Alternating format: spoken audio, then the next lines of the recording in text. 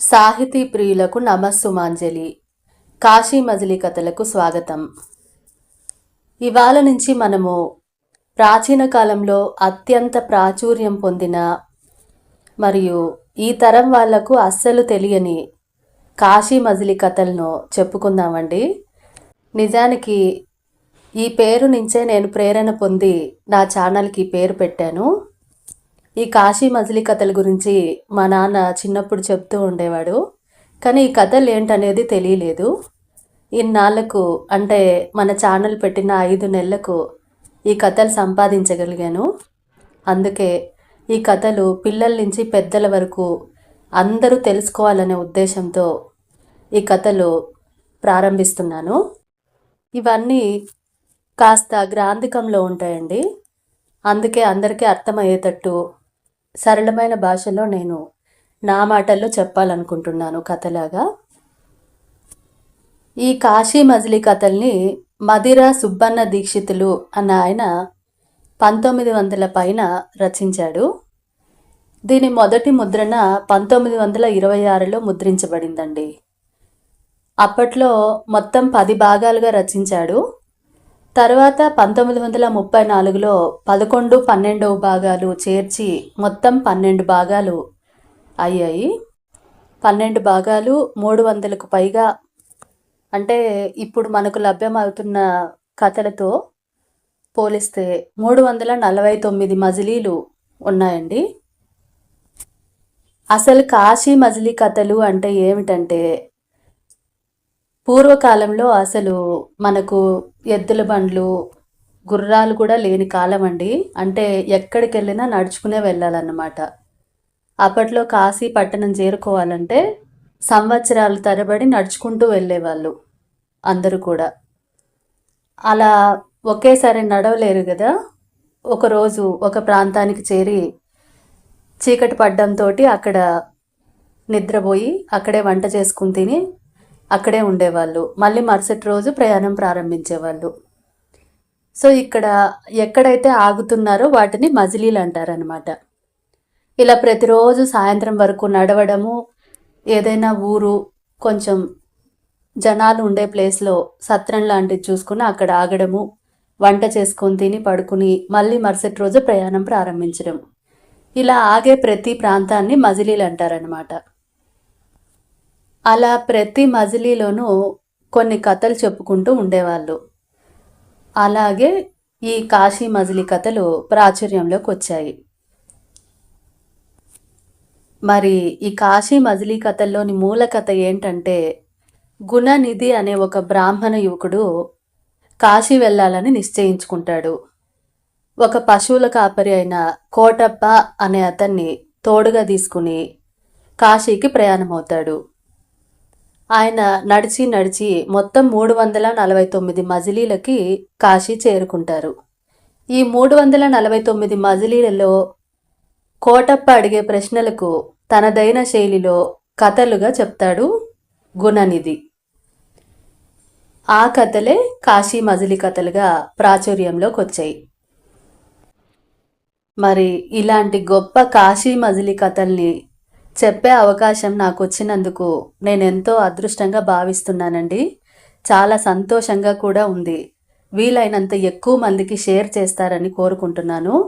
ఎందుకంటే ఇవన్నీ మన ప్రాచీన కథలు అందరికీ తెలియాలి కదండి. మన సంస్కృతి, మన కథలు అందరికీ తెలియాలనేది నా ఉద్దేశం.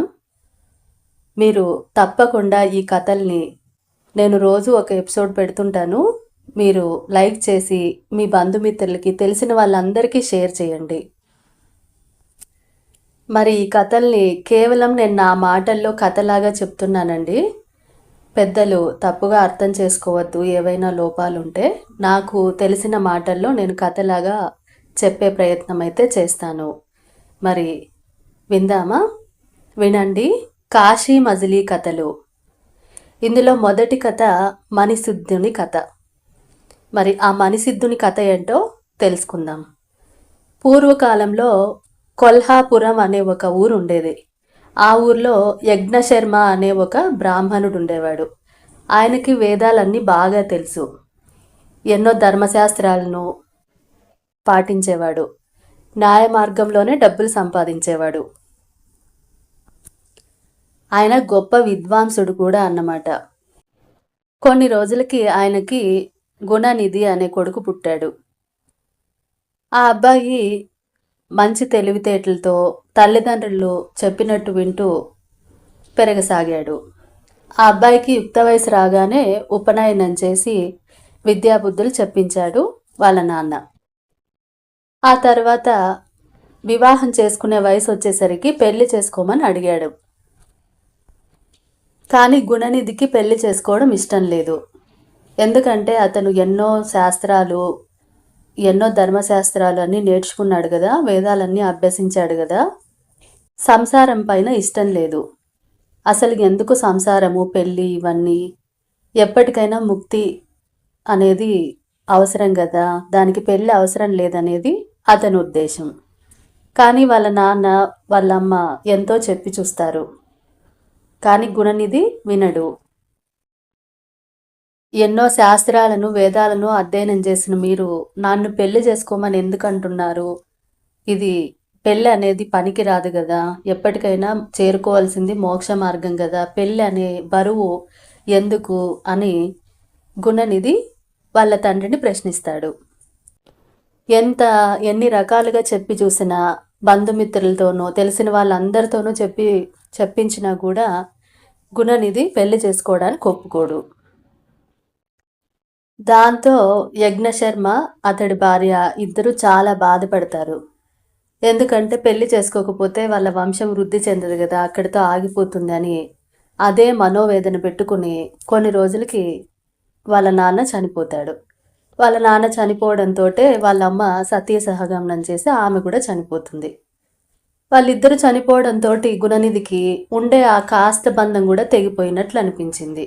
సరేలే, ఇంకా ఈ భవబంధాలు తెగిపోయినాయి, సంసార బంధాలు ఏమీ లేవు, ఇప్పుడు నేను నాకు నచ్చినట్టు మోక్ష మార్గం వెతకచ్చు కదా అని గుణనిధి అనుకుంటాడు. ఒకరోజు వాళ్ళ ఊర్లో ఉండే గుడికి వెళ్తాడు గుణనిధి. అక్కడ సాక్షాత్తు శివుడి వలె వెలిగిపోతున్నటువంటి ఒక యోగి, అంటే సాధువు, ఆయన వచ్చి అక్కడ కూర్చొని ఏదో సాధన చేస్తూ ఉంటాడు. గుణనిధి అక్కడికి వెళ్ళి అతని ఎదురుగా కూర్చొని ఆయన చేసేటవన్నీ చూస్తూ ఉంటాడనమాట. రోజు వెళ్ళడము, ఆ సాధువు ఏం చేస్తున్నాడో చూస్తూ ఉండడము, ఇట్లా 10 రోజులు గడిచిపోతాయి. 10వ రోజు ఆ సాధువు కళ్ళు తెరిచి చూసి, ఏం నాయన, ఎందుకు వస్తున్నావు, నువ్వు రోజు వచ్చి కూర్చుంటున్నావు, నీకేం కావాలి అని అడుగుతాడు. అప్పుడు గుణనిధి ఏం చెప్తాడంటే తన చరిత్ర అంతా చెప్తాడు. తన తల్లిదండ్రులు ఇట్లా చనిపోయారని, తనకి ముక్తి మార్గం కావాలని, దాన్ని ఉపదేశించమని కోరుతాడు. అప్పుడు ఆ సాధువు ఏమంటాడంటే, నీ చరిత్ర అంతా విన్న తర్వాత నువ్వు తప్పకుండా బుద్ధిమంతుడివి, కారణజన్ముడివి, నీకు నా ఉపదేశంతో పనే లేదు, నువ్వు ఆల్రెడీ ఒక సన్యాసివి, కానీ ఇప్పుడు నీ శరీరంతో కూడా సన్యాసం తీసుకోవాలి కాబట్టి నువ్వు ఒక పని చెయ్యి, కాశీ నగరానికి ఎట్లయినా కానీ పో, అక్కడ చాలామంది మునులు, సాధువులు అందరూ ఉంటారు, వాళ్ళతో నీ కోరిక ఖచ్చితంగా తీరుతుంది అని చెప్తాడనమాట. అలా అని సాధువు ఏం చేస్తాడంటే తన మూటలో నుంచి ఒక రత్నం బయటకు తీస్తాడు. రత్నం అంటే డైమండ్, ఒక మనీ, చాలా లైటింగ్ అది వస్తూ ఉంటుంది. ఆ డైమండ్ని చేతిలో పెట్టి రత్నాన్ని, నీ వల్ల ఒక దైవ కార్యం కావాల్సి ఉంది, అందుకే నీకు ఇలాంటి బుద్ధి పుట్టింది, నువ్వు ఈ రత్నాన్ని ఎదురుగ్గా పెట్టుకుని దాన్ని పూజించి నమస్కారం చేసుకుని దాన్ని ముట్టుకుంటే చాలు, నీకు భూత భవిష్యత్ వర్తమాన కాలాల్లో, అంటే ప్రజెంట్, పాస్ట్, ఫ్యూచర్ అన్ని కాలాల్లో ఉండే కథలన్నీ నీకు తెలిసిపోతాయి, వీటన్నిటినీ నువ్వు ప్రాచుర్యంలోకి తేవాలి, అదే నీ పని, కాబట్టి నువ్వు ఖచ్చితంగా కాశీకి వెళ్ళు, ఈ రత్నాన్ని మాత్రం నీతోనే ఉంచుకో అని చెప్పి ఇస్తాడు. ఇంకా ఏమంటాడంటే, ఈ మనీ నీ దగ్గర ఉంది కాబట్టి ఇప్పటి నుంచి నీ పేరు మణిసిద్ధుడిగా పేరుకెక్కుతుంది అంటాడు. అంటే ఈయన పేరు ఏంటి? గుణనిధి. ఇప్పుడు ఆ మణి ఉంది కాబట్టి ఇప్పటి నుంచి మణిసిద్ధుడు అనే పేరుతో సార్థక నామధేయుడు అవుతాడనమాట. మణిసిద్ధుడు సరే అని చెప్పి సాధువుకి నమస్కరించి ఇప్పుడు సన్యాస దీక్ష తీసుకోవాలా. సన్యాస దీక్ష తీసుకోవాలంటే వేరే ఎవరైనా గురువు ఉండాల. అందుకని ఆయన ఏం చేస్తాడంటే గోవింద తీర్థులు అనే ఒక గురువు దగ్గరికి పోయి సన్యాసాన్ని స్వీకరిస్తాడు. అయినాక ఇంకా కాశీ పట్టణం బయలుదేరాలి. కాశీకి పోవాలంటే ఒక్కరే పోయేది అసాధ్యం. ఎప్పుడూ కూడా ఎవరినైనా వెంట తీసుకునే వెళ్ళాల. అందుకని ఒక మిత్రుని దగ్గరికి వెళ్తాడు. ఒక మిత్రుని దగ్గరికి పోయి, మిత్రమా నేను ఇట్లా కాశీ పట్టణానికి పోవాలనుకుంటున్నాను, నాతో పాటు నువ్వు తోడుగా రా అని అడుగుతాడు. అతను ఏమంటాడు, నువ్వేమో వేదాంతివయ్యా, నీకంటే ఏ సంసారము లేదు, ఏ బాదరబంది లేదు, నాకు పెళ్ళయింది, పిల్లలు గలవాన్ని, అవన్నీ వదిలేసి నీతో వస్తే ఎట్లా? ఇప్పుడేమో నువ్వు పెళ్ళి వద్దన్నావు, మీ నాన్న అమ్మ ఏమో చనిపోయారు, నన్ను కూడా నీలాగే సన్యాసి గమ్మంటావా? నా వల్ల కాదు, నేను రాను, నువ్వు వెళ్ళు అంటాడు. సరే అని చెప్పి ఇంకొక మిత్రుని దగ్గరికి వెళ్తాడు. ఆ మిత్రుడి దగ్గరికి వెళ్ళి ఇంకో మిత్రుని దగ్గరికి వెళ్ళి కాశీకి వెళ్ళాలి, నాకు తోడుగా వస్తావా అని అడుగుతాడు. ఆయన ఏమంటాడు, కాశీకి పోవడం అంటే సామాన్యం కాదు, పోయే దావలో రోగాలు వస్తాయి, పైగా దొంగలు ఉంటారు, అంత ప్రమాదకరమైన యాత్ర నేను చేయలేను, దయచేసి నన్ను వదిలేయి అంటాడు. సరే అని ఒక నిట్టూర్పు విడిచి మళ్ళీ ఇంకో మిత్రుని దగ్గరికి వెళ్తాడు. మిత్రుని దగ్గరికి వెళ్ళి ఇలా కాశీ గురించి అంతా చెప్పి వస్తావా అని అడుగుతాడు. అప్పుడు ఆయన ఏమంటాడంటే, కాశీ అనేది రాకాశీ అన్నారు, అది అక్షరాల నిజము. ఎందుకంటే మా తాత చాలా ముసలోడు, ఆయన ఇది కాశీ యాత్ర పోయే కష్టాలన్నీ అనుభవించినాడు, దాని గురించి నాకు చిన్నప్పటి నుంచి చెప్తూ ఉండే చోట హాయిగా ఉండలేక మా తాత ఒకరోజు కాశీకి బయలుదేరినాడు. మా తాతతో పాటు దాదాపు 10 మంది బయలుదేరినారు. వెళ్ళేదానికోసమని మోయగలిగినంత పిండి, పెసరపప్పు, ఉప్పు, పప్పులు, చింతపండు, కొన్ని బట్టలు, కొంచెం డబ్బులు, ఇవన్నీ మూట కట్టుకొని బయలుదేరినారు. అప్పట్లో ఒక పూటకి 2 యోజనాలు, యోజనము అంటే 8 మైళ్ళు అనమాట. ఒక పూటకి 2 యోజనాలు అంటే సాయంత్రము చీకటి పడే వేళకు వాళ్ళు చేరుకునే మజిలీ ఉంటుంది కదా, ఆ చేరుకునే మజిలీ టైంకి దాదాపు 30 నుంచి 40 మైళ్ళు నడిచేవాళ్ళు అనమాట. అలా నడిచి అక్కడ రెస్ట్ తీసుకుని ఏదో కొంచెం వండుకొని తిని అక్కడే పడుకుని మళ్ళీ మరుసటి రోజు బయలుదేరేవాళ్ళు. ఇలా బయలుదేరుతున్నారు. మొదట్లో ఉత్సాహం కొద్దీ బాగానే నడిచారనమాట, 30 నుంచి 40 మైళ్ళు. తర్వాత ఓ 10 రోజులు పోయేసరికి ఆ 30 మైళ్ళు కాస్త 20 మైళ్ళకి, 20 మైళ్ళు కాస్త 10 మైళ్ళకి పడిపోయింది. అన్ని సరుకులు మోసుకొని నడవడం అంటే ఆషామాషి కాదు కదా. మధ్యలో ఆయాసం కూడా వచ్చి పాపం నడవడానికి చాలా ఇబ్బంది పడేవాళ్ళు. ఒకరోజు ఏమైంది, తర్వాత వచ్చే మజిలీ చాలా దూరం అని తెలిసి కూడా రాత్రి ఉందిలే ఇంకా వెళ్దామని చెప్పి అడవి మార్గంలో బయలుదేరినారు. నడుస్తూ ఉంటే రాత్రి సమయంలో బీభత్సమైన గాలులు, వర్షము మొదలైంది. అట్లే పాపం వర్షంలో తడుస్తూ చలికి వణుకుతూ తిట్టుకుంటా పోయినారు. వర్షం తగ్గిందని అనుకునేంతలో దొంగలు పడ్డారు. దొంగలు పడి మొత్తం ఉండేదంతా డబ్బులంతా తీసుకుని వాళ్ళని కొట్టి కట్టుగుడ్డలతో ప్రాణాలతో వదిలేసినారు అంతే. చచ్చి చెడి రాత్రంతా ప్రయాణం చేసి అప్పుడు చేరుకోవాల్సిన మజిలీని చేరుకున్నారు. కానీ అప్పటికే వర్షంలో తడిచి వాళ్ళకి అందరికీ చాలామంది అలసటగా జబ్బు చేసి పడిపోయారు. కొంతమందికి అతిసార వ్యాధి అంటే మోషన్స్ అన్నమాట, అలా వచ్చేసింది. అన్ని రోగాలు వచ్చేసి పడిపోయినారు చాలామంది. తినడానికి తిండి కూడా లేదు, డబ్బులు లేవు, తెచ్చుకున్న సరుకులు లేవు, మొత్తం అన్ని దొంగలు ఎత్తుకొని పోయినారు. అప్పుడు ఆ ఊర్లో వాళ్ళని ఏదో బతిమలాడుకుని ఎట్లో గట్ల భోజనం సంపాదించుకున్నారనమాట. కానీ వాళ్ళలో కొంతమందికి జబ్బు చేసిందని తెలిసి ఊర్లో వాళ్ళందరూ తరిమి కొట్టినారు. ఎందుకంటే అప్పట్లో రోగాలు ఎక్కువైపోతే మందులు అంతగా ఉండేటివి కాదు కదా, వాళ్ళందరికీ వస్తుందని భయం అనమాట. అందుకే వాళ్ళకి రోగం ఉందని తెలిసి అందరినీ తరిమి కొట్టినారు. చేసేది లేక ఊరి బయట ఒక మసీదులో తలదాచుకున్నారు. అక్కడ మసీదులో తలదాచుకున్న విషయము తురకోళ్ళకు తెలిసి వాళ్ళు కూడా వచ్చి కొట్టి బయటికి ఇడ్చేస్తున్నారు అందరినీ. అట్లాంటి పరిస్థితిలో కొంతమంది ఆ ఊర్లో ఉండే అధికారులు వచ్చి వాళ్ళని శిక్షించినారు. అన్ని రోజులు కష్టపడ్డారు.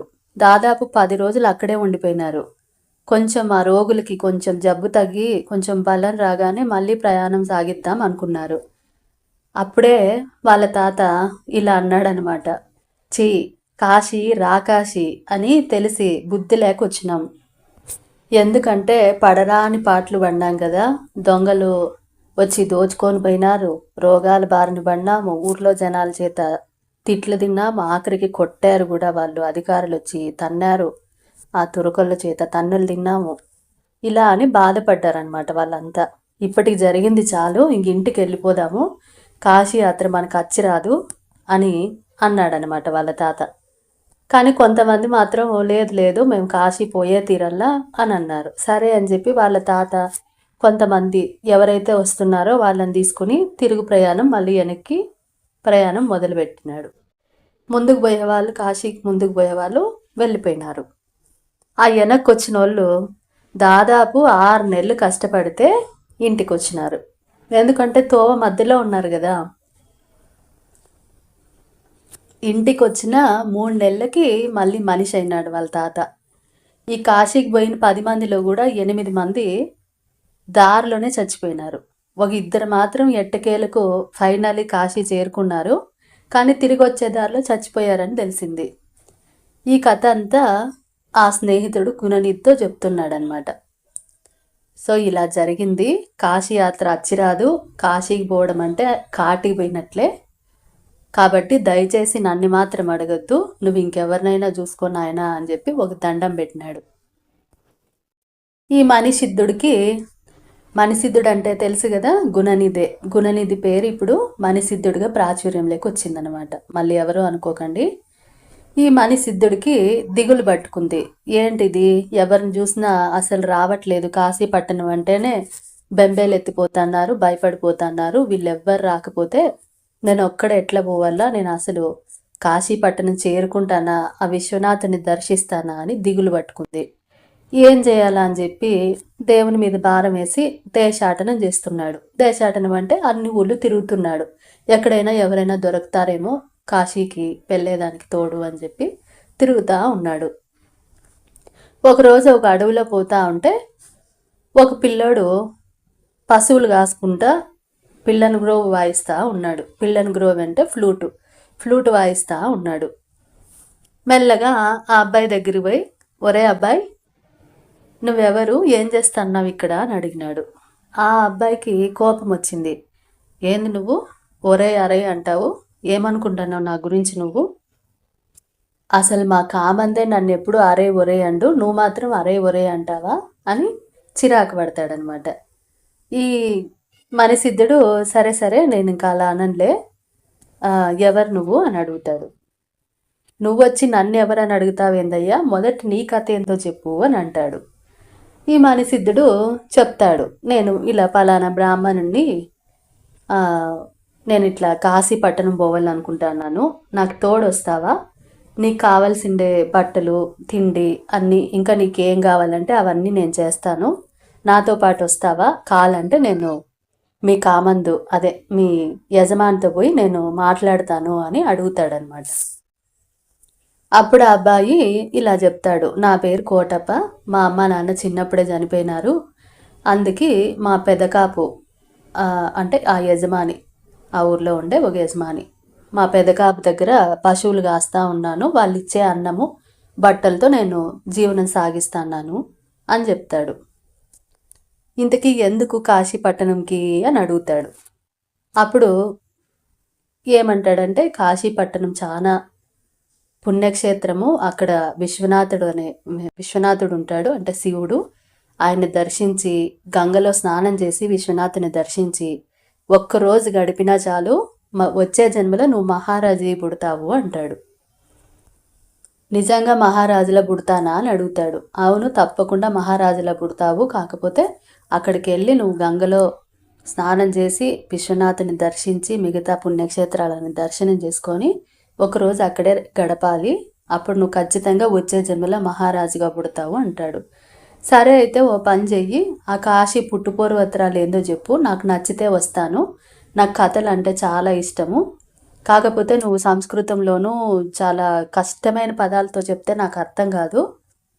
నాకు అర్థమయ్యే భాషలో చెప్పినావంటే నాకు నచ్చితే నేను వస్తాను అంటాడు.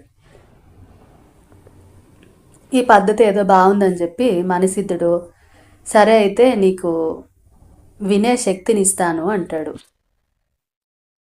వినే శక్తి అంటే వాడికి ఏం వినపడదని కాదు. అంటే ఆ అబ్బాయికి చదువు సంధ్య లేదు కదా, ఇతను చెప్పే కథలన్నీ అర్థమయ్యేంత వినికిడి శక్తి, అది తెలుసుకునే ఐక్యూ లెవెల్ రావాలని చెప్పి తల మీద చెయ్యేస్తాడనమాట.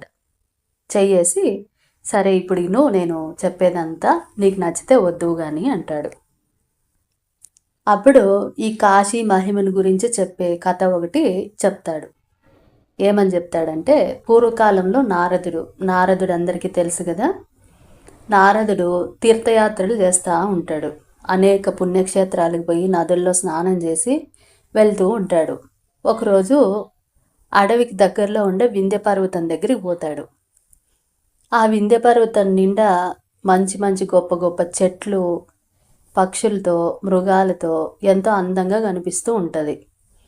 అక్కడికి వెళ్ళేసరికి నారదుడు అక్కడికి వెళ్ళేసరికి వింధ్య పర్వతము మనిషి రూపంలో మారుతుంది.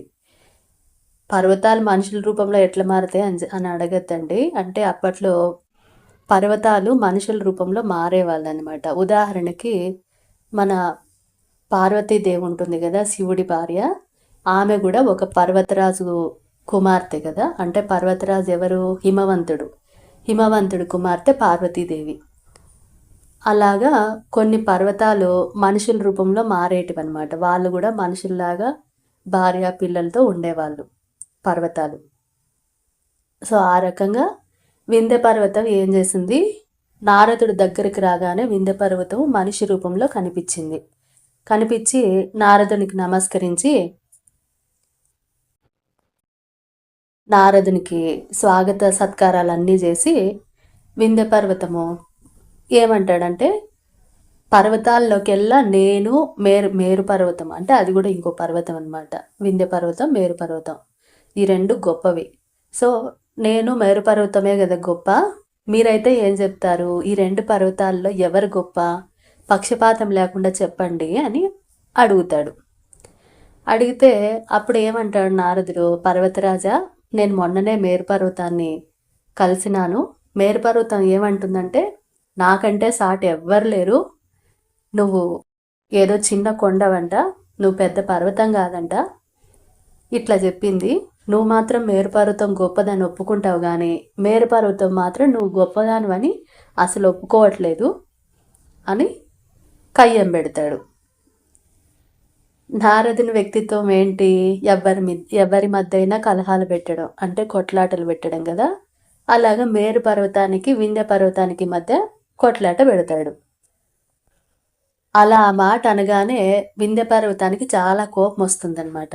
ఆహా, అంత పొగరెక్కింది ఆ మేరు పర్వతము, నా గొప్ప ఏంటో చూపిస్తానని ఏం చేస్తుంది, వింధ్య పర్వతము భూమి ఆకాశాన్ని ఏకం చేసేలాగా పెరిగిపోతుంది. హైటు, ఎత్తు ఎట్లా పెరుగుతుంది? పైన లాస్ట్కి సూర్యుడు, చంద్రుడు, ఈ నవగ్రహాలన్నీ తిరుగుతుంటాయి కదా, అవి తిరుగుతుండే దారికి అడ్డంగా పోయి దానికంటే ఎత్తు పెరిగిపోతుంది వింధ్య పర్వతం. దాంతో ఏమైపోతుంది, నవగ్రహాలన్నీ కరెక్ట్గా దాని కక్షలో తిరిగేకి వీలు కాదు.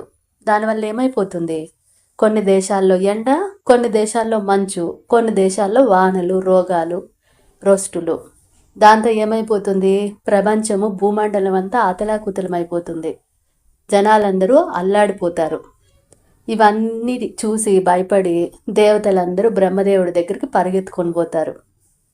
పోయి ఏమంటారు, బ్రహ్మదేవ, వింధ్య పర్వతం చేసిన ఈ పరిస్థితి చూసారా, ఈ సృష్టించిన పరిస్థితి, మొత్తం భూమండలమే అతలాకుతలమైపోతుంది, దేవతలు కూడా తల్లడిల్లిపోతున్నారు, పైన నవగ్రహాలు తిరగలేకుంటున్నాయి దాని కక్షల్లో అవి, దీనికి ఉపాయం ఏందో మీరే చెప్పి రక్షించండి అని చెప్పి బ్రహ్మదేవుని అందరూ పోయి వేడుకుంటారు.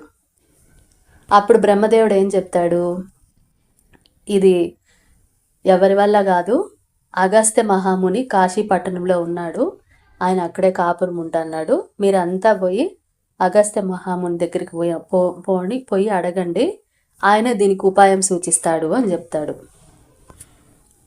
సో ఈ మణిసిద్ధుడు కథ ఇక్కడ దాకా చెప్పి ఆ అబ్బాయి ఎవరు, ఆ పశువుల కాపరి ఉన్నాడు కదా కోటప్ప, ఆ అబ్బాయిని అడుగుతాడు. ఆ అబ్బాయిని ఏమంటాడంటే కోటప్ప అని కాకుండా గోపాల అని పిలుస్తాడు, ఎందుకంటే ఆవులు కాచుకునేవాడు కాబట్టి. ఆ గోపాల, కథ ఇక్కడ దాకా అర్థమైంది కదా నీకేమైనా సందేహాలు ఉంటే అడుగు అని అంటాడు. అప్పుడు ఆ అబ్బాయి ఏమంటాడు, బాగానే తెలిసింది కానీ నాకు ఇక్కడ ఒక డౌట్ వచ్చింది అని అంటాడు. ఏం డౌటు? సేమ్ అందరికీ ఉండే డౌటే. పర్వతాలు ఏంది, మనుషుల్లాగా మాట్లాడడం ఏంది, అది అట్లా ఎదిగిపోవడం ఏంది అని అడుగుతాడనమాట. అప్పుడు మన సిద్ధుడు ఏం చెప్తాడంటే, ఇదే నేను ఇంతకుముందు చెప్పిన ఉదాహరణే చెప్తాడు. ఈ పర్వతాలు కూడా మనుషుల్లాగా మారుతాయి.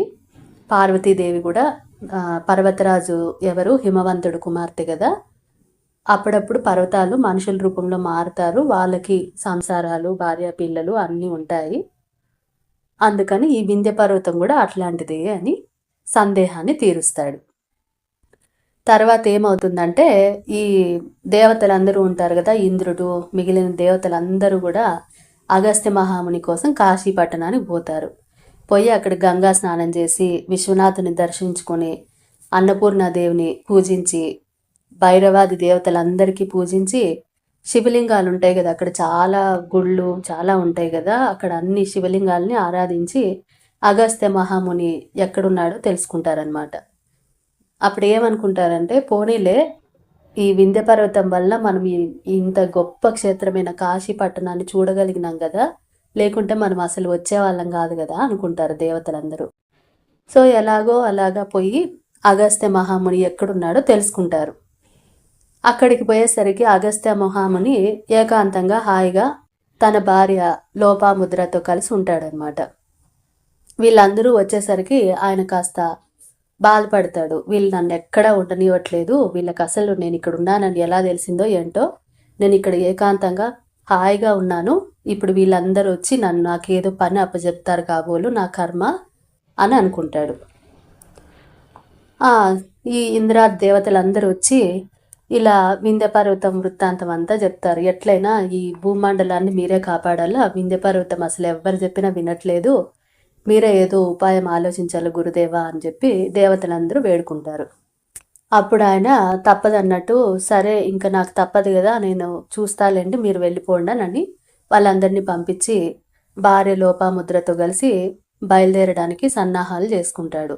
బయలుదేరే ముందర ఆయన మళ్ళీ గంగానది స్నానం చేసి కాశీనాథుని దర్శించుకొని అన్నపూర్ణాదేవిని దర్శించుకొని చాలా బాధపడతాడు. ఎందుకంటే ఆయనకి కాశీ పట్టణం చాలా ఉంది, సుఖంగా చాలా హ్యాపీగా ఉన్నాడు ఆయన. అక్కడి నుంచి వదిలిపోవడం అసలు ఆయనకి ఇష్టమే లేదు. సరే లోక కళ్యాణం కోసం చేయక తప్పింది కాదు కదా, మళ్ళీ ఎప్పటికి కాశీ వస్తానో, అసలు వస్తానో లేదో నేను అని చాలా బాధపడతా బయలుదేరుతాడు. సరే అని చెప్పి ఆయన వింధ్య పర్వతం దగ్గరికి బయలుదేరుతాడనమాట. దగ్గరికి వచ్చేపాటికి వింధ్య పర్వతం చాలా హైట్ పెరుగుంటుంది కదా, దూరం నుంచి అగస్త్య మహాముని చూడగానే కిందకి జారిపోతుంది, అంత ఎత్తు పెరిగిండేది కిందకి నార్మల్ పొజిషన్కి వచ్చేస్తుంది. ఎందుకంటే అగస్త్య మహాముని మామూలు వాడు కాదు కదా, ఆయన కోపం వచ్చిందంటే శాపం పెట్టేస్తాడు. ఆ భయం చేత ఆయన రాగానే కాళ్ళ మీద పడి మొక్కుతాడు. ఎవరు? వింధ్య పర్వతరాజు వచ్చి ఆయనకి స్వాగత సత్కారాలన్నీ చేసి, చెప్పండి గురుదేవా ఎందుకు వచ్చినారు, ఏం ఏం ఏం కావాలో చెప్పండి, మీరు అనుజ్ఞివ్వండి, మీరు ఏం కోరితే అది చేస్తాను అని అంటాడనమాట వింధ్య పర్వతరాజు. అప్పుడు ఏమంటాడంటే అగస్త్య మహాముని, నేను దక్షిణ దేశ యాత్రకు వెళ్తాన్నాను, నేను వచ్చే వరకు నువ్వు ఇట్లే యథారూపం, అంటే ఇప్పుడు ఎట్లున్నావో ఇట్లే ఉండాలి, హైట్ పెరగకూడదు, ఎత్తు పెరగకూడదు, ఆకాశాన్ని భూమిని ఏకం చేసేలాగా ఎత్తు పెరగకూడదు, నార్మల్గా ఇప్పుడు ఎట్లున్నావో అంతే హైట్లో ఉండాలా అని చెప్పి ఆజ్ఞ ఇస్తాడు. సరే సరే స్వామి, మీరు వచ్చే వరకు నేను ఇట్లే ఉంటానని చెప్పి వింధ్య పర్వతం అలాగే ఉండిపోతుంది. అప్పుడు ఇంకా అగస్త్య మహాముని తన భార్య లోపాముద్రతో కలిసి దక్షిణ దేశ యాత్రలకి బయలుదేరుతాడు.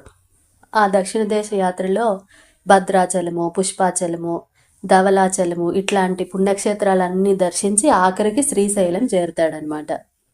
ఈ శ్రీశైల క్షేత్రం గొప్పదనాన్ని గురించి భార్యకు వివరిస్తా చెప్తాడు. ఇక్కడ మల్లికార్జున దేవుడు భ్రమరాంబతో ఉంటాడు. ఎంతో గొప్ప క్షేత్రం ఇది.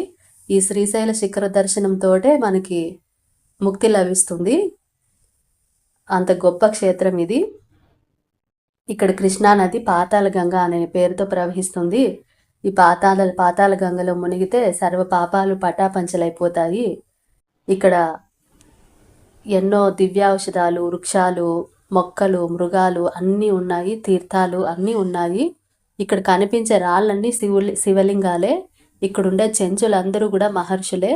ఎంత గొప్ప క్షేత్రం ఇది అని భార్యకు వివరిస్తాడనమాట. అప్పుడు భార్య లోపాముద్ర ఆమె భర్తకు నమస్కరించి ఏమంటుందంటే, మీరు కాశీ పట్టణాన్ని విడిచిపెట్టి వచ్చినందుకు చాలా బాధపడుతున్నారు కదా, ఇంత గొప్ప క్షేత్రం కదా మరి ఈ శ్రీశైలం, ఇక్కడే ఉండిపోతే అయిపోయింది కదా, మీరు ఎందుకు అంత బాధపడుతున్నారు, ఇక్కడున్న మోక్షం వస్తుంది కదా అని తన సందేహాన్ని వెలిబుచ్చుతుంది అనమాట. అప్పుడు ఆయన, ఇది నీకు అర్థం కావాలంటే నీకు ఒక భక్తుడి కథ చెప్తాను, అప్పుడు నీకు కాశీ పట్టణ మహిమ ఏమనేది తెలుస్తుంది అని ఏం చెప్తాడంటే, ఒక భక్తుడు శివశర్మ అనే ఒక భక్తుడి కథ చెప్తాడనమాట. శివశర్మ కథ. శివశర్మ అనేవాడు ఒక బ్రాహ్మణుడు. ఆయన మధుర అనే పట్టణంలో ఉంటాడు. ఆయనకి అన్నీ ఉంటాయన్నమాట. సంపదలు, సుఖాలు, ధాన్యము అన్నీ ఉంటాయి. అన్ని సుఖాలు అనుభవించి హాయిగా ఉంటాడు. ఇంకా కొన్ని రోజుల తర్వాత ఆయనకు వయసు అయిపోతూ ఉంటుంది. అప్పుడు తెలుసుకుంటాడు, ఇవన్నీ మనకి వెంట రావు, ఎప్పటికైనా ఏదో ఒక పుణ్యకార్యం చేసి తీర్థయాత్రలు ప్రారంభించి ఏదో ముక్తి సాధన చూసుకోవాలి కదా అని చెప్పి ఏమనుకుంటాడు, ఉండే ఆస్తులన్నీ పిల్లలందరికీ పనిచేసి కాశీయాత్రకు బయలుదేరుతాడు. ఇంకా తీర్థయాత్రలన్నీ చేసి పుణ్యం మూట కట్టుకోవాలని చెప్పి బయలుదేరుతాడు. ఈ కాశీయాత్రల గురించి ముందే గ్రంథాలు ఉండేటివి అనమాట. ఆ గ్రంథాల్లో ఎట్లా పోవాలా, ఏం చేయాలని అన్నీ రాసి ఉండేవాళ్ళు పూర్వకాలంలో. అవన్నీ చూసి కాశీకి ఎట్లా పోవాలా అనేసి తెలుసుకున్నాడు. ఏం చేశాడు, మొదట కాశీ వెళ్ళినాడు. పోయి అక్కడ గంగా స్నానం చేసి విశ్వనాథ దర్శనము, మిగిలిండే గుళ్ళన్నీ పోయి దర్శనం చేసుకున్నాడు. తర్వాత ఏమైంది, కొన్ని రోజులు అక్కడే ఉన్నాడు. మళ్ళీ అక్కడి నుంచి ప్రయాగ వెళ్ళాడు అనమాట.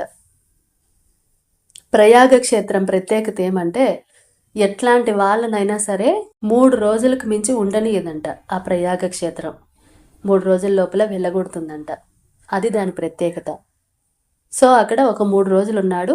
మళ్ళీ అక్కడి నుంచి బయలుదేరి గయా, కాంచీపురము, ఉజ్జయిని, మధుర, అయోధ్య ఇట్లాంటి క్షేత్రాలన్నీ చూసుకొని చివరికి మాయాపురం అనే ఊరికి వచ్చినాడు. మాయాపురం అంటే ఏంటంటే ఇప్పుడున్నటువంటి హరిద్వార్ అనమాట.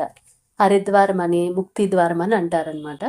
ఆ హరిద్వారంలో పోయి ఉపవాసం ఉండి దీక్షను చేపట్టి పంచాక్షరి మంత్రం అంటే ఏంటి, ఓం నమ శివాయ, ఆ మంత్రాన్ని జపిస్తా నిష్ఠతో అర్చన చేసినాడు. చేసి భోజనం ఏదో వండుకున్నాడు. సరే ఇక తిందామని భోజనాన్ని ఆకులో వడ్డించుకున్నాడు. అంతే, ఆయన ప్రాణం పోయింది. చూడండి ఎంత సునాయాసంగా పోయిందో ప్రాణం. ఆయన చనిపోయినాడు. శరీరం విడిచిపెట్టి బయటకు వచ్చింది ఆత్మ. అప్పుడు ఆయనకి ఏం కనిపించిందంట, ఒక ఆకాశంలో నుంచి దగదగ మెరిసిపోతా అంటే ఒక పెద్ద విమానం. అది ఎట్లా ఉందంట, పెద్ద కాంతిపుంజం అంటే వెలుగు, గొప్ప వెలుగు వస్తుందన్నమాట. అక్కడ అన్ని దానికంతా రత్నాలు, వైడూర్యాలు, వజ్రాలు పొదగబడినటువంటి ఒక పెద్ద విమానం కనిపించింది. అది తీరా చూసేసరికి దగ్గరకు వచ్చింది, అతని దగ్గరకు వచ్చేసింది. దాంట్లో నుంచి ఒక 2 దివ్య పురుషులు, చేతిలో ఏమున్నాయి, మంచి దివ్యమైన బట్టలు, నగలు. ఇప్పటి వరకు తన జీవితంలో అంత అందమైన బట్టలు, అంత అందమైన నగలు చూడలేదంట. అట్లాంటివి పట్టుకుని వచ్చినారు 2. వాళ్ళని చూసి ఆశ్చర్యంతో ఈ శివశర్మ ఏమన్నాడు, అయ్యా మీరెవరు, ఎందుకు ఇక్కడికి వచ్చినారా అని అడుగుతాడు. వాళ్ళు నవ్వి, మేము విష్ణు భటులము, నువ్వు చనిపోయినావు కదా, నువ్వు హరిద్వార్లో చనిపోయినావు కాబట్టి నువ్వు విష్ణులోకంకి రావచ్చు, అందుకే నిన్ను తీసుకుపోదామని వచ్చినాము అని అంటారు. అది తెలిసి చాలా సంతోషిస్తాడు. ఓహో, నేను ఎంతో పుణ్యం చేసుకున్నాను, హరిద్వార్లో చనిపోయినాను కదా, అందుకే నాకు ఇంత పుణ్యం వచ్చింది, నేను సంతోషంగా విష్ణులోకానికి వెళ్ళిపోవచ్చు అని చెప్పి సరే అంటాడు. అవి చేతిలో పెట్టి మొదటి బట్టలు మార్చుకుని ఈ నగలు వేసుకోండి అని అంటారు వాళ్ళు. వెంటనే ఆ బట్టలు మార్చుకుని నగలు వేసుకుంటాడు. అతన్ని ఆ విమానంలో ఎక్కించుకొని పోతా ఉంటారు. అన్ని లోకాలన్నీ దాటి వెళ్ళాలి కదా, 14 లోకాలు అంటారు కదా, అలా లోకాలన్నీ దాటి వెళ్తుంటే దారిలో ఒక దున్నపోతుని అధిరోహించి ఒక దివ్య పురుషుడు కనిపించినాడు అనమాట. ఆయన కూడా చూడటానికి ఎంతో దైవత్వం ముట్టిపడతా ఎంతో అందంగా చాలా బాగున్నాడు. ఎంతో గొప్ప శక్తి చూసినట్టుగా ఉందన్నమాట. ఆయన చూసి ఈ విష్ణు భటులు ఆయనకు నమస్కారం చేసినారు. ఆయన వెళ్ళిపోయినాడు. వెళ్ళిపోయిన తర్వాత వాళ్ళని అడిగినాడు, అయ్యా ఆయన ఎవరు అని అడిగినారనమాట. అడిగితే ఆయన ఎవరో కాదు యముడు అని చెప్పినారు. అప్పుడు ఈ శివశర్మకు ఒక డౌట్ వచ్చింది. పురాణాల్లో యముడు అంటే చాలా భయంకరంగా వర్ణిస్తారు కదా, దున్నపోతు మీద ఉండి ఆయన ఏదో రాక్షసుల్లాగా కనిపిస్తాడని, భయంకరంగా ఉంటాడని. మరి అట్లా లేడే, చాలా బాగున్నాడే చూడటానికి అని అంటాడనమాట. అప్పుడు ఆ విష్ణు భటులు నవ్వి, నువ్వు పుణ్యకార్యాలు చేసినావు కాబట్టి నీకు ఇలా అందంగా చాలా సౌమ్యంగా కనిపించినాడు. పాపాలు చేసిన వాళ్ళకి, నరకం ప్రాప్తించిన వాళ్ళకి ఆయన అట్లా రౌద్ర రూపంతో రాక్షసుల్లాగా కనపడతాడు అని చెప్తారనమాట. సరే అని చెప్పి పోగా దారిలో బ్రహ్మలోకం వస్తుంది. బ్రహ్మలోకంలో చూపించినారు. బ్రహ్మలోకంలో బ్రహ్మ ఏమి అని అడిగినాడు. ఇట్లా హరిద్వార్లో చనిపోయినాడు, అందుకే విష్ణులోకంకి తీసుకుపోతాన్నాం అని అన్నాడు. అంటే ఓ సంతేనా అని అన్నాడు అనమాట బ్రహ్మదేవుడు. అతనికి శివశర్మకి చాలా బాధ కలిగింది. ఎందుకు బ్రహ్మదేవుడు అంత చులకనగా చూసినాడు అనేసి డౌట్ అడిగినాడు. అప్పుడు వాళ్ళు ఏమంటారంటే, నువ్వు హరిద్వార్లోనే కదా చనిపోయింది, కాశీలో చనిపోలేదు కదా. కాశీలో చనిపోతే ముక్తి మార్గం దొరుకుతుంది, కానీ నువ్వు హరిద్వార్లో చనిపోయినావు కాబట్టి నీ పుణ్యఫలం ఎంతవరకు ఉంటుందో అంతవరకు విష్ణులోకంలో ఉంటావు. ఆ పుణ్యఫలం అయిపోగానే నువ్వు మళ్ళీ భూలోకంలో పుడతావు, అప్పుడు కానీ మళ్ళీ నీ కర్మ తీరదు అని చెప్తారు. సో ఏంటంటే కాశీలో చనిపోయిన వాళ్ళకి మరుజన్మ అంటూ ఉండదు, ముక్తి లభిస్తుంది. అది కాశీ పట్టణం యొక్క మహిమ. ఆ తర్వాత ఏమైంది, ఈ శివశర్మ విష్ణులోకం పోయినాడు. ఆ పుణ్యఫలం ఉన్నంత కాలం అక్కడే హాయిగా ఉన్నాడు. తర్వాత మళ్ళీ భూలోకంలో పుట్టి మహారాజు అయినాడు. మహారాజు అయ్యి చివరి దశకు వచ్చేపాటికి కాశీకి పోయినాడు. కాశీలోనే చనిపోయినాడు. అప్పటి నుంచి ఇంకా మళ్ళీ పుట్టలేదన్నమాట. అంటే ముక్తి లభించేసింది ఆయనకి. ఇదన్నమాట కాశీ మహిమ. ఇదంతా ఎవరు, మణిసిద్ధుడు. ఈ మణిసిద్ధుడు ఈ కాశీ మహిమనంతా ఏంటి, మన అగస్త్య మహాముని వింధ్య పర్వతం వద్దకు పోవడము, వింధ్య పర్వతాన్ని అక్కడే ఉండమని చెప్పడము, తర్వాత ఈ శివశర్మ కథ, ఈ కథలన్నిటిని కూడా చెప్పి ఇంత గొప్పది ఈ కాశీ మహాక్షేత్రము. కాబట్టి మనిషి అన్నవాడు ఖచ్చితంగా కాశీ పట్టణం సందర్శించే తీరల్లా, అప్పుడే మనకు మోక్షం వస్తుంది. ఇప్పుడైనా విన్నావు కదా, నీకు దారిలో మంచి కథలు కూడా చెప్తాను, నాతో పాటు రావా అని అడుగుతాడనమాట.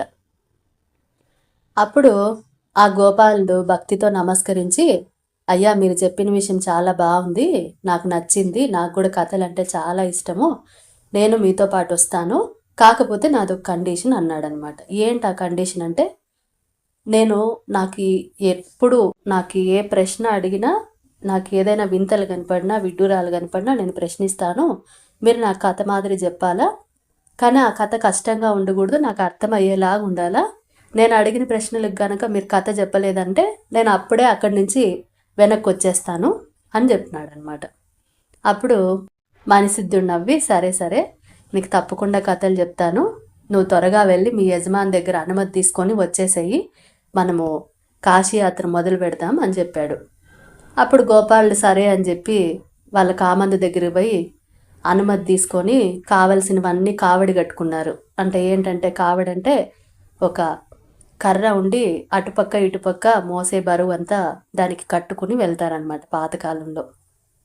అట్లాగా ఉప్పులు, పప్పులు, బియ్యాలు ఇవన్నీ కూడా మూట కట్టుకున్నారు. ఏమేం కావాలో అవన్నీ తీసుకొని ఈ గోపాలుని వెంట పెట్టుకుని మణిసిద్ధుడు కాశీయాత్ర బయలుదేరినాడు. దారి మధ్యలో ఈ ఈ గోపాలుడు ఏవైనా డౌట్లు అడుగుతూ ఉంటే ఏం చెప్పేవాడంటే సైగలు చేసి చెప్పేవాడు. దారంతా కూడా నేను మాట్లాడను, ఓంకారం జపిస్తూ నడుస్తుంటాను, నీ డౌట్లన్నీ కూడా అట్లే గుర్తు పెట్టుకో, మనము చేరతాం కదా, మజిలీ చేరతాం కదా. మజిలీ అంటే ఏందో చెప్పాను కదా మీకు. నైట్ చీకటి పడేసరికి ఎక్కడైతే వాళ్ళు స్టే చేస్తారో దాన్ని మజిలీ అంటారనమాట. అక్కడ నీ డౌట్లు అన్నీ కూడా అడుగు, అప్పుడు నేను చెప్తాను అంటాడు. సరే అని చెప్పి ఓంకారం జపిస్తా మొదటి మజిలీకి చేరుకున్నారు. అక్కడ దగ్గరలో ఏదో ఊరుంది, ఒక సత్రం ఉందన్నమాట. ఆ సత్రం పోయినారు. సరే నేను ఇక్కడ వంట చేస్తాను, మరి కావాల్సిన సామాగ్రి అంతా తెచ్చుకున్నారు కదా వాళ్ళు, సరుకులంట గిన్నెలంట ఇవన్నీ. ఇక వంట చేసుకోవాలంటే ఏం కావాలా, పొయ్యికి కట్టెలు కావాలా, భోజనం చేయడానికి ఆకులు కావాలా. సరే నువ్వు అట్లా అడవికి పోయి ఆకులు కట్టెలు కొట్టుకోండిరా, ఆ లోపల నేను వంట చేసేస్తానని చెప్పినాడు. సరే అని ఈ పిల్లోడు పశువులు కాసే పిల్లోడే కదా, అడవంతా బాగా తెలుసు కదా, అడవిలో తిరగడము. పొయ్యి కట్టెలు కట్టి ఆకులు తీసుకొని మూట కట్టి పైనకి ఎత్తుకుంటా ఉండి ఆకాశంలో చూసినాడు. చూస్తే ఏం కనిపించింది, పైన ఒక కీలు రథం కనిపించింది అనమాట. రథం అంటే చారియట్. అది రథం అంటే ఇప్పుడు నేల మీద పోవాలి కానీ ఆకాశంలో పోతే వింతే కదా. అదేంది అది రథం ఆకాశంలో పోతాందని చెప్పి ఈ పిల్లోడికి అంత ఎగ్జైట్మెంట్, అన్ని వింతలు విడ్డూరాలు కదా, ఆగలేడు. ఏందో తెలుసుకోవాలని ఉత్సాహం పరిగెత్తుకొచ్చినాడు. వచ్చి అయ్యగారు అయ్యగారు అని కేక వేసినాడు. ఆయన మణిసిద్ధుడు ఏం చేస్తా అన్నాడు, ఆయన మడి కట్టుకుని వంట చేస్తాడనమాట. మడి కట్టుకున్నప్పుడు వేరే వాళ్ళతో మాట్లాడ్డా ఆయన. ఎంత గట్టి గరిచినా జవాబీ లేదు. దాంతో ఈ గోపాలునికి కోపం వచ్చేసింది. అప్పుడేమన్నాడు ఆ పిల్లోడు, అయ్యగారు మీరు నా ప్రశ్నకు బదులు చెప్పలేదనుకో ఈసారి నేను ఇట్లా ఇంటికి పోతానని బెదిరించినాడు. దాంతో భయపడి ఈ మణిసిద్ధుడు బయటకు వచ్చి మాట్లాడకుండా కేవలం సంజ్ఞలు చేసి చెప్పినాడు, భోజనం అవని నేను మడి కట్టుకున్నాను, ఇప్పుడు మాట్లాడలేను, భోజనం అయిన వెంటనే నేను చెప్తాను అన్నాడు. సరే అని ఏం చేశారు, త్వరగా వంట చేసుకున్నారు, భోజనం చేసేసిన తర్వాత చెప్పు గోపాల, ఇప్పుడు చెప్పు నీ డౌట్ ఏందో అని అడిగినాడు. అప్పుడు ఈ గోపాలుడు తన డౌట్ అంతా బయట పెట్టినాడు. నేను ఇట్లా కట్టెలు కొట్టేకి పోయినాను కదా, ఆకాశంలో ఏందో ఒకటి రథం పోతా ఉంది, దాంట్లో ఆడవాళ్ళు మగవాళ్ళు కూర్చొని బాగా మాట్లాడుకుంటా చాలా సంతోషంగా కేరింతలు కొడతా అన్నారు. అసలు దాని కథ ఏందో నాకు అర్థం కాలేదు, అసలు ఏంది ఆ వింత నాకు చెప్పండి అని అడిగినాడు. చెప్తా ఉండి మళ్ళీ ఏమన్నాడు, ఇదో అయ్యగారు మీరు మళ్ళీ సంస్కృతంలోనో చాలా కష్టమైన భాషలో చెప్తే నాకు అర్థం కాదు, నాకు అర్థమయ్యే భాషలోనే చెప్పాలా అని అన్నాడు. అప్పుడు ఈయన ఏమన్నాడంటే మణిసిద్ధుడు, గోపాల నీకు కథలు అంటే చాలా ఇష్టము, నువ్వు శౌనక మహర్షిలాగా అనిపిస్తున్నావు నాకు. శౌనక మహర్షి అంటే ఆయన ఒక మహర్షి అనమాట, ఆయనకి కథలు అంటే చాలా ఇష్టం అంట. సో ఆయనలాగే కనిపిస్తున్నావు కాబట్టి నిన్ను ఇప్పటి నుంచి శౌనకుడు అని పిలుస్తాను నేను, తప్పకుండా నేను నీకు ఆ వింతలు విశేషాలు చెప్తాను అని చెప్పి ఆ సంచిలో నుంచి ఆ రత్నాన్ని బయటికి తీసినాడు. ఏది మొదట్లో ఒక సాధువు రత్నం చేతికిచ్చినాడు కదా, ఆ పేరు మీదే కదా మణిసిద్ధుడు అనే పేరు వచ్చింది ఈయనకి. ఆ మణిని ముందు పెట్టుకొని దాన్ని ఇట్లా ముట్టుకొని నమస్కారం పెట్టుకొని దాన్ని ముట్టుకొని కళ్ళు మూసుకుంటానే ఆయనకి ఆ కథ అంతా తెలిసిపోయింది. చెప్పినాడు కదా, సాధువు వరం ఇచ్చినాడు కదా, ఆ రత్నాన్ని ముట్టుకోగానే భూత భవిష్యత్తు వర్తమాన కాలాల్లో నువ్వు ఏ కథను అడిగినా అది నీ కథ తెలిసిపోతుందని ఆ సాధువు చెప్పినాడు కదా.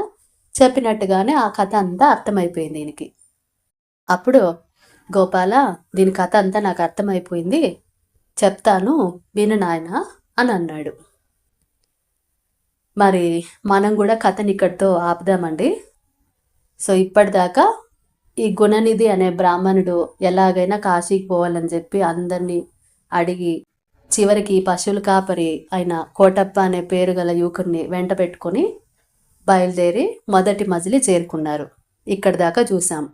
మరి ఈ మొదటి మజిలీలో ఈ మణిసిద్ధుడు చెప్పే కథ ఏంటో నెక్స్ట్ ఎపిసోడ్లో విందాం. శ్రోతలు తప్పకుండా నేను పెట్టే ఈ కథల్ని తప్పకుండా మీరు షేర్ చేయండి, అందరికీ వీలైనంత మందికి షేర్ చేయండి. మీకు గనక ఏదైనా కథలో డౌట్ ఉన్నా, మీకు ఏదైనా అర్థం కాకపోయినా తప్పకుండా కామెంట్లో తెలపండి. మరి నెక్స్ట్ ఎపిసోడ్లో మిమ్మల్ని కలుసుకుంటాను. అంతవరకు సెలవు తీసుకుంటూ మీ కల్పన.